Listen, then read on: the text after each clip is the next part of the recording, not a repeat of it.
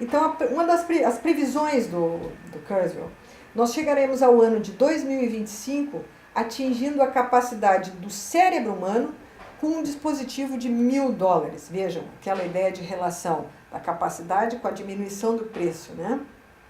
Depois disso, a capacidade de computação deverá dobrar 10 vezes a cada década. Com isso, imaginem, o computador pessoal de alguém, por volta de 2030, vai ser capaz de simular o poder cerebral de um pequeno vilarejo, de toda a população dos Estados Unidos em 2048 e de 1 trilhão de cérebros humanos em 2060. Vejam, essa é a noção que ele tem desse crescimento da capacidade computacional. Ele diz: transportaremos gradualmente nossos cérebros e nossos corpos para novas modalidades materiais. Nós seremos software e não hardware. Vejam, a integração de dispositivos de memória, de dispositivos de melhoria da visão, de melhoria do desempenho cognitivo, do desempenho motor, enfim, todo esse processo que vai fazer com que a gente redefina, como ele diz, o que é ser humano ao longo desse século.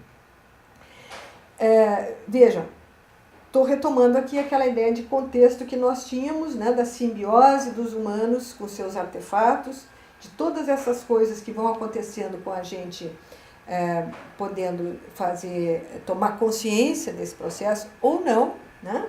E ele diz o seguinte: transportar nossos cérebros para mecanismos computacionais não acontecerá de uma vez só. Veja, é um processo gradual, gradativo, né?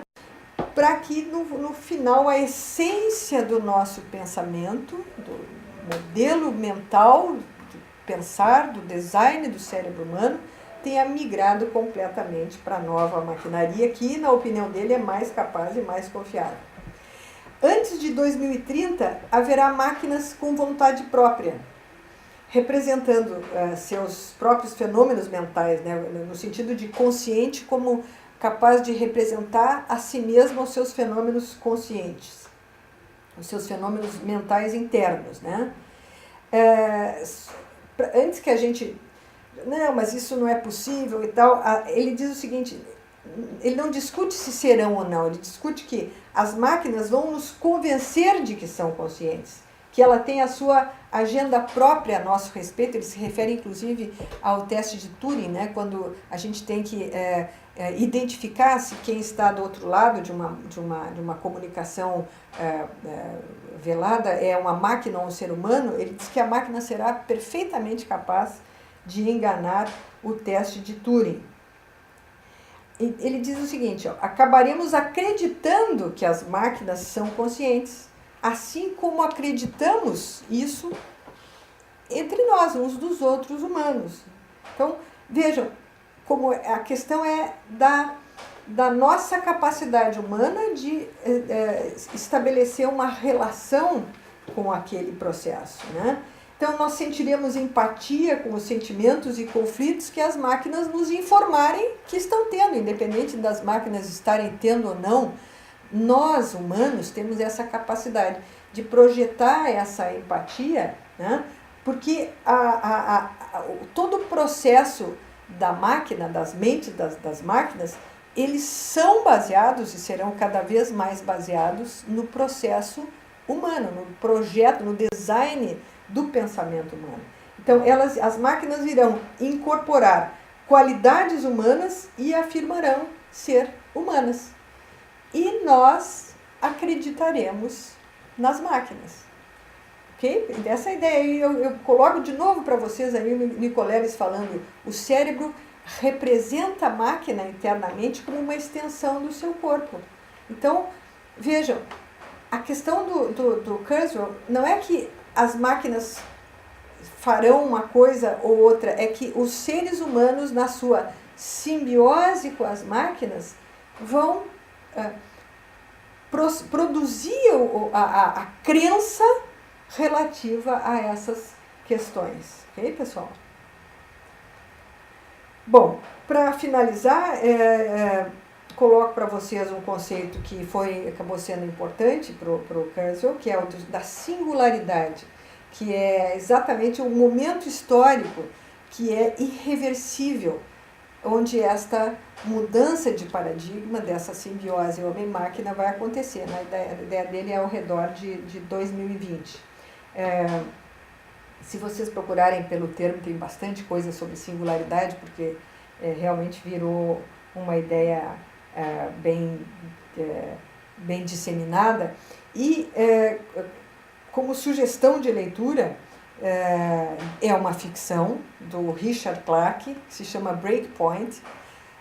Acho que vocês devem lembrar, o Richard Clarke foi secretário de contra-terrorismo do Bill Clinton e do Bush.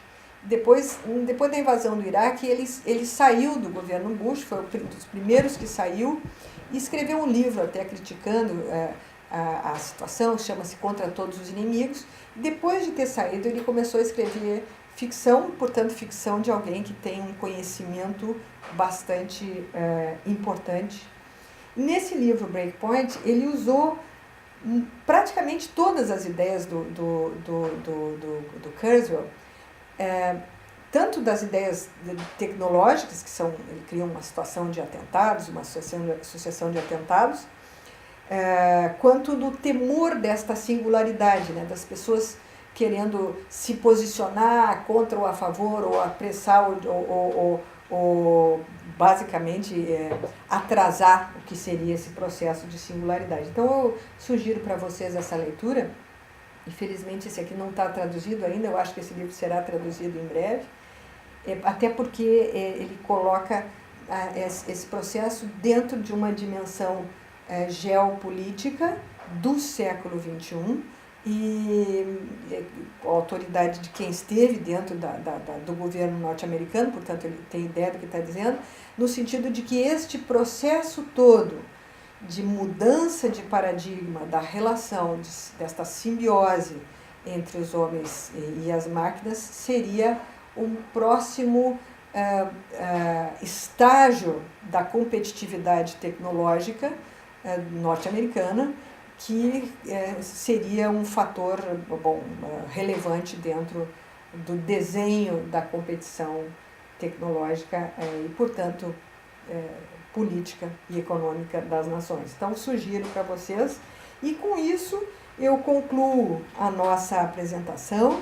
concluo com uma figura de um vulcano que me ensinou muito sobre os humanos, e agradeço a presença de vocês e estou à disposição, eventualmente, está aqui meu e-mail, para a gente continuar essa conversa. Obrigada.